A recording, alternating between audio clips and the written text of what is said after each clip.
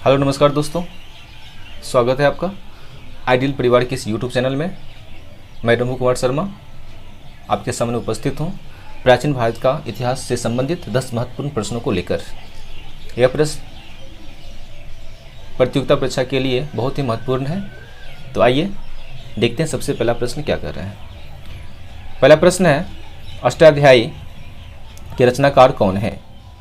Option A दे दिया है Panini, option B है कलहन, और सी में ऑप्शन दिया है हेरोडोटस, और डी में है टेसियस।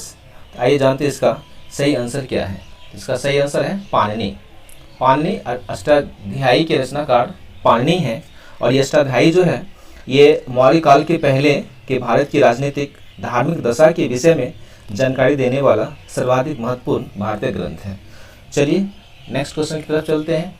क्वेश्चन नंबर 2 में कह रहा है कि भारतीय इतिहास का प्रथम प्रमाणिक ऐतिहासिक ग्रंथ कौन सा है, बताना है। तो ऑप्शन ए में है अष्टाध्यायी, बी कह रहा है राजतरंगिणी, सी कह रहा है महाभारत, और डी में है रामायण। तो आइए देखते हैं इसका आंसर क्या है। तो इसका आंसर हो गया आपका राजतरंगिणी, यानी भारत के इतिहास का प्रथम प्रमाणिक ऐतिहासिक ग्रंथ राजतरंगिणी है। राजतरंगिणी के लेखक जो हैं वो आपका कलहन है। राजतरंगिणी के लेखक कलहन है, और इस ग्रंथ में कश्मीर का इतिहास का वर्णन किया गया है। क्वेश्चन नंबर 3 कहता है इतिहास के पिता, फादर ऑफ हिस्ट्री कौन है? ऑप्शन ए कह रहा है हेरोडोटस, बी कह रहा है टेसियस, 3 एरियन, और 4 कह रहा है टॉलमी। तो इसका सही आंसर है हेरोडोटस। हेरोडोटस को फादर ऑफ हिस्ट्री कहा जाता है, और ये हेरोडोटस जो थे ये यूनान के इतिहासकार और साथ साथ में भूगोल वेत्ता भी थे, और इन्होंने एक ग्रंथ लिखा जिसका नाम था हिस्टोरिका, और उस ग्रंथ में भारत की उत्तर पश्चिम सीमांत जातियों तथा भारत ईरान संबंधों की जानकारी प्रस्तुत की गई, यानी कि उसमें दी गई। आइए देखते हैं क्वेश्चन नंबर 4 में कह रहा है कि सिकंदर द्वारा भारत पर किए गए आक्रमण के विषय में विस्तृत और प्रमाणिक वर्णन किस विदेशी लेखक ने प्रस्तुत किया था? ऑप्शन ए है हेरोडोटस, बी कह रहा है टेसियस, और थर्ड में है आपका एरियन, और डी में है टॉलमी। तो आइए इसका देखते हैं। सही आंसर एरियन है, यानी एरियन ने इस सिकंदर द्वारा भारत पर किए गए आक्रमणों के विषय में विस्तृत जानकारी प्रस्तुत किया था। आइए क्वेश्चन नंबर 5 कहता है भारत का भूगोल, ज्योग्राफी ऑफ इंडिया नामक पुस्तक के लेखक कौन है? ऑप्शन ए कह रहा है आपका हेरोडोटस, बी कह रहा है टेसियस, सी में एरियन, और डी में टॉलमी। देखते हैं इसका सही आंसर क्या है। तो इसका सही आंसर हो गया आपका टॉलमी, यानी कि टॉलमी जो है भारत भूगोल नामक पुस्तक के लेखक हैं। और जान लीजिए टॉलमी ही ने पृथ्वी के एक चक्कर लगाने में कितना समय लगता है चंद्रमा का, यानी कि पृथ्वी का एक चक्कर लगाने में चंद्रमा को जो समय लगता है उसका निर्धारण टॉलमी ने ही किया था, और ये जो थे ये मिस्र के निवासी थे। आइए क्वेश्चन नंबर देखते हैं आपका 6 में कह रहा है कि 6ठी शताब्दी में भारत आने वाला चीनी यात्री कौन है? चीनी यात्री, चलिए तो चीनी यात्री जो है कौन है, उसमें एक नंबर है 6ठी शताब्दी, ये ध्यान रखना 6ठी शताब्दी है। तो ऑप्शन ए वैनसांग, बी इत्सिंग, और सी बोल रहा है सन युगन, और डी में है फाहियान। तो इसका सही आंसर है सन युगन। 6ठी शताब्दी में भारत आने वाले चीनी यात्री सन युगन था, और ये 518 ईस्वी में आपका भारत आया था। 518 ईस्वी में भारत आया था, और इसने अपनी यात्रा में बौद्ध धर्म से संबंधित प्रतियां एकत्रित किया। मोहम्मद तुगलक द्वारा इसे प्रधान काजी नियुक्त किया गया था, और तथा राजदूत बनाकर इसे चीन पुनः वापस भेज दिया गया था। तो आइए अब देखते हैं क्वेश्चन नंबर 7 कहता है 7वीं शताब्दी में भारत की यात्रा पर आने वाले 2 प्रसिद्ध यात्री कौन थे? तो आइए इसमें बताना है कि 2 प्रसिद्ध यात्री कौन थे। तो ऑप्शन ए कह रहा है कि वैनसांग, ऑप्शन बी कह रहा है इत्सिंग, और सी में है आपका फाहियान, डी में कह रहा है ए और बी। वैसे ऑप्शन के अनुसार तो ये आंसर डी बता ही रहा है, क्योंकि ए और बी सी डी है ही नहीं। तो सबसे पहले आइए देखते हैं इसका आंसर कह रहा है क्या चीज़, ए और बी। ए और बी का मतलब हुआ वैनसांग और आपका इत्सिंग, ये दोनों चीनी यात्री थे जो भारत आए थे। इसके बारे में थोड़ा सा जान लीजिए। वैनसांग जो थे ये हर्षवर्धन के शासनकाल में आए थे। वैनसांग किसके शासनकाल में आए थे?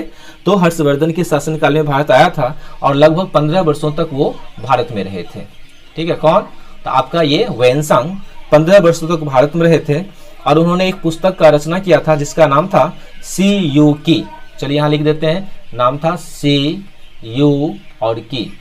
एक पुस्तक की रचना की और उस पुस्तक में अपनी यात्रा तथा तत्कालीन भारत का विवरण प्रस्तुत किया था। और ये इत सिंह जो थे ये आपका भारत में ये भी लगभग 10 वर्षों तक रहे थे। ये भारत में 10 वर्षों तक रहे थे और ये एक चीनी यात्री के साथ साथ एक बौद्ध भिक्षु भी थे इत सिंह। और ये भारत आने के बाद भारत के नालंदा विश्वविद्यालय में रहे, वहां पर पढ़ाई किए और वहां के प्रसिद्ध आचार्यों से संस्कृत तथा बौद्ध धर्म के ग्रंथों को पढ़ा। तो आइए अब देखते हैं क्वेश्चन नंबर 8 में कह रहा है कंग्यूर तथा तंग्यूर के रचनाकार कौन है? ऑप्शन ए फाहियान, बी कह रहा है तारानाथ, सी कह रहा है संयुगन और डी कह रहा है इनमें से कोई नहीं। तो आइए इसका आंसर देखते हैं। इसका आंसर है तारानाथ, यानी कि कंग्यूर तथा तंग्यूर के रचनाकार कौन है? तारानाथ है। और ये तारानाथ जो हैं ये तिब्बती लेखक हैं और इस रचना में भारतीय इतिहास के बारे में जानकारी मिलती है। इस रचना से हमें भारतीय इतिहास के बारे में जानकारी मिलती है। तो आइए देखते हैं अब क्वेश्चन नंबर 9 कह रहा है कि किस